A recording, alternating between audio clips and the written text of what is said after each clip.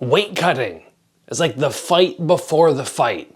Getting down to that weight class which you want, but doing it safely. There is new information out on how guys like Adesanya, Brian Ortega, all the best fighters in the world, how they're doing their weight cut to stay as safe as possible. Stay tuned for this episode. If you're a combat sports athlete, you're going to want to take in all this information. And be sure to jump on my 1FC merch giveaway. We got hat, water bottle, and Bruce Lee duffel bag. You guys can find the link down below. Something I've said for years, which is like, it pertains perfectly to what we're talking about today.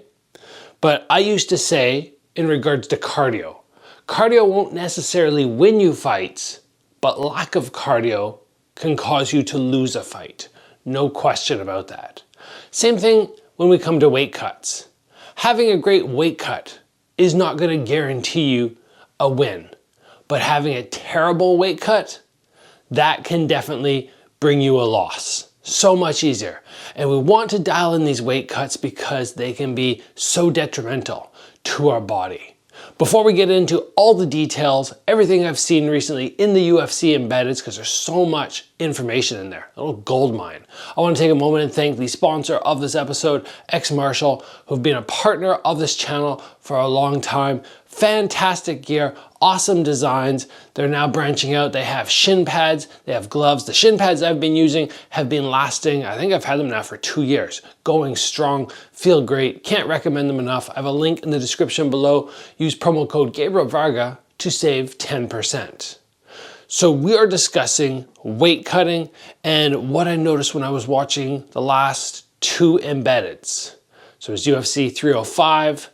The whole city kickboxing team has somebody now who's actually working with them on their diet, on their weight cut, like an actual professional helping them through this process. Then I was watching the Embedded for UFC 306 and again went, wow, they just reinforced this new information, which I just heard at 305. And this is important stuff because for somebody like me, I don't have a big, massive team. I've done a lot of this by myself, and I would end up overseas, sometimes by myself, like literally in the room by myself trying to make weight. And I just went, you know what? Pain. Pain and discomfort is how I'm gonna make weight. And we think get as hot as we can, stay as hot as we can, burn up, get that sweat out, get it out promptly, and then start working on rehydrating. No, that's not the information that these guys are sharing. And I want to show you a couple clips and then we'll touch in particular on what really hit home for me. We're measuring everything, so one of the things that you want to pay attention to the most with weight cutting is actually not hydration, but temperature. Overheating will stop your weight cut faster than almost anything else. So we're paying attention to his temperature at all times. What we're doing is we're just slowly bringing their core body temperature up to just start sweating, move around, nothing strenuous, keep the heart rate low, nice easy workout. And then we're gonna just do some short, sharp rounds in the sauna, keep the sweat going. And what we're measuring is their core body temperature. The whole point of them going in there is to raise the core body temperature, because when you get hot, that's when you start sweating. A lot of mistake that fighters make is they go in a sauna that's really hot, which that is, and they stay in there, and so they'll sweat, but then they overheat. And in weight cutting, the dehydration isn't necessarily the problem. Your body can withstand being very dehydrated. It's the overheating that's really dangerous. So all about body temp, not so much about time and cooking the guys. So one of the things there that really stood out for me is the core body temperature. We're trying to raise the core body temperature up. And once you do that enough, your body is going to start sweating. But you don't have to put yourself in this state where your body temperature is way too high, because at some point you pass the point, I would say, of beneficial returns. So these guys are saying, and this is something I learned through trial and error, don't lift the body temperature too high. It's okay to start raising it up, and then when you feel like, oh, it's getting hot and maybe staying in here is not beneficial, it's not good for my health right now, move yourself. Remove yourself from that situation. And this is something that is a bit of a struggle initially because you think, yeah, it should be pain. But I started learning, instead of going in a hot bath for 20 minutes and just being so hot, or instead of going in the sauna for 30 minutes straight, I would start recognizing, you know what, I can do 5 minutes here. And then when I start to get just a tiny bit uncomfortable, I can remove myself from that heat and just go and wrap up in blankets. And I want to touch on a couple tips which I've learned through over the years.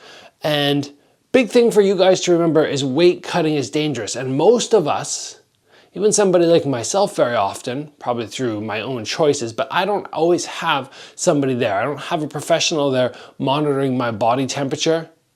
And you want to be very careful when you do these weight cuts. Protect yourself. And remember, pain is not the optimal way to make weight. You have a fight the next day. Make this as easy as possible. So what I started doing, I think about 4 or 5 years ago, is I would get into either the sauna. My favorite, by the way, is the sauna where your head's exposed, right? You don't have your head in there. And I like to start off with a hood on or a toque or something like that to raise that body temperature quickly by having my head covered, because they say that a lot of heat escapes through the head. But after I start feeling that body temperature raise up and I'm going, well, yeah, I'm plenty hot, then I let my head be free. And having those little portable saunas where your head's always out and then you can just remove your toque, that is lovely. It's one of the best ways to make weight. So 5 minutes in the sauna, and then 5 minutes laying down bundled up, or 5 minutes with some light shadow, and then back and forward until I make weight, never getting dizzy, never feeling nauseous, none of that. You used to push yourself, or I used to push myself past the point of feeling nauseous. I had a couple times where I would try to stand up and I wouldn't be able to, and then I'd fall back down. And keep in mind, I'm only talking about cutting 3 to 5 pounds of water weight. That's it. I think the most I've ever done is 6 pounds because one of the scales that the promotion brought was off. And then I went, oh no, the one that I'd been weighing myself on was incorrect. And now I have to cut an extra couple pounds. So it ended up being 6 pounds of water weight. I was not happy about that situation, but we're talking about a minimal weight cut from me, and it can still go bad.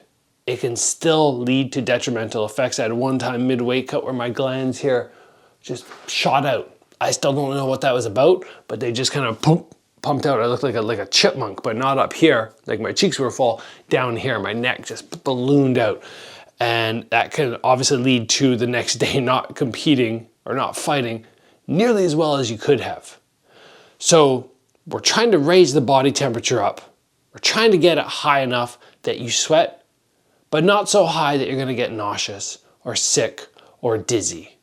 And if you don't have a professional there to monitor your body temperature, it's very much on you to make sure that you just recognize, look at that, I'm sweating lots, like drip, drip, drip, drip, drip, drip, drip. I don't need to be in the heat anymore. I don't need to be in the sauna.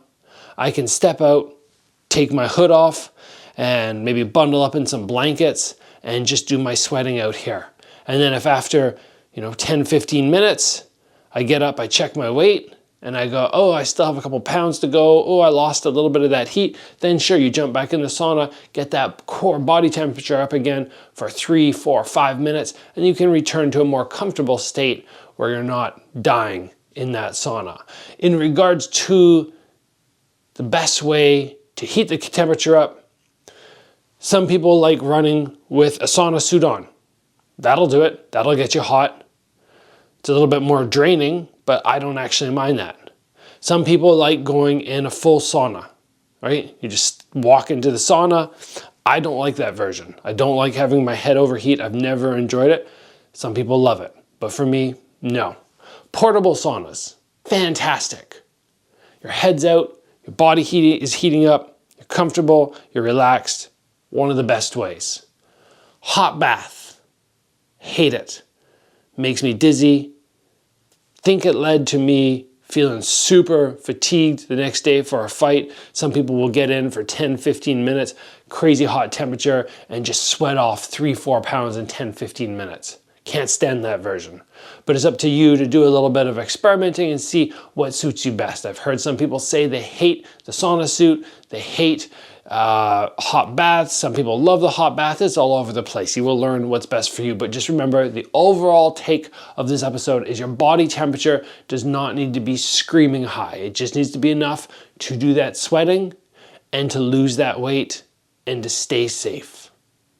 And like I already said, making weight, having a fantastic weight cut, it will not win you the fight. But having a terrible weight cut, feeling like garbage, not being able to rehydrate properly, that could 100% lose you the fight. So it's important to stay safe, take all this information and apply it. That's all from me. I hope you learned something. I will see you guys back here soon for another video.